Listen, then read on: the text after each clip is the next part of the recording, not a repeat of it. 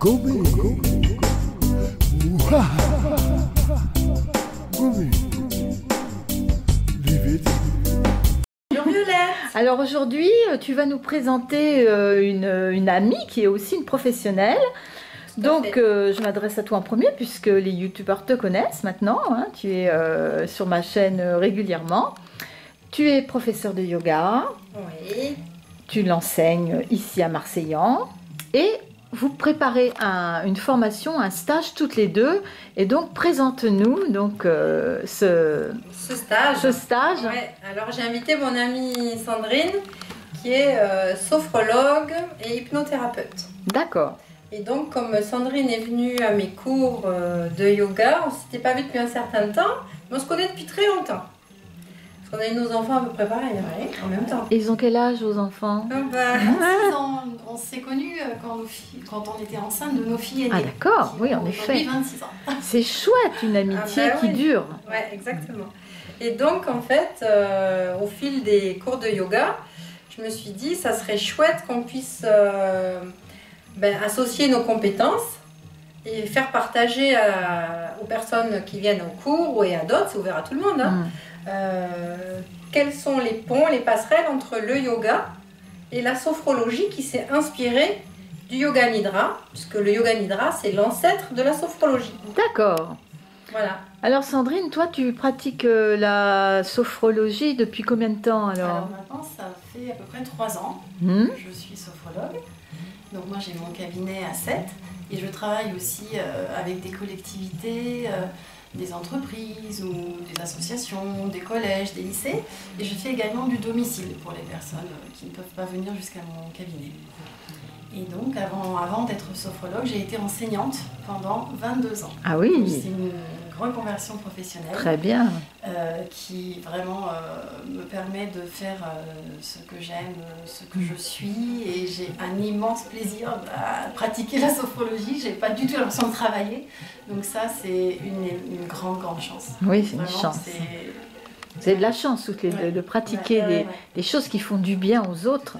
Et par le fait, vous font du bien à vous aussi. Tout à fait. Alors la sophrologie, c'est pareil, hein, ça a été longtemps méconnu. Aujourd'hui quand même, on en pratique aussi dans les hôpitaux, on fait appel à des sophrologues. Donc c'est quand même, ça y est, aujourd'hui, ça s'ouvre. Dans tout le milieu de s'ouvre. l'entreprise, beaucoup, ouais, tout à fait, dans plein de milieux différents, chez les sportifs. Alors, le pont entre donc, le yoga et la sophrologie, comment vous allez articuler votre formation?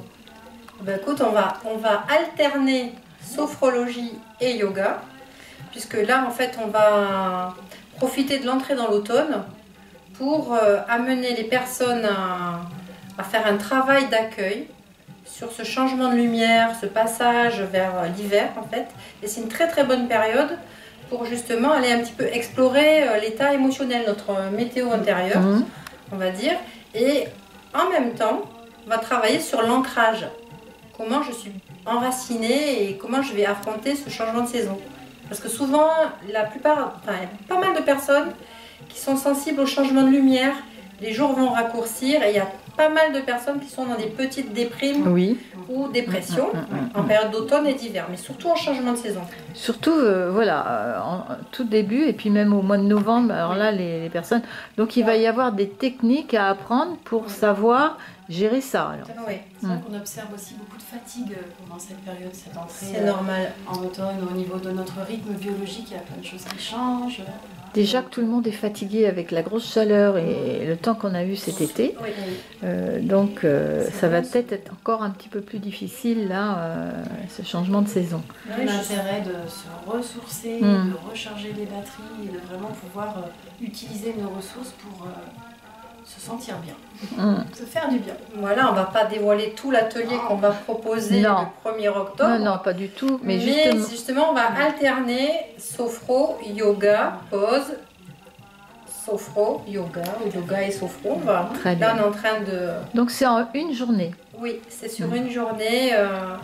Et on invite tous les curieux et les curieuses à se joindre à nous.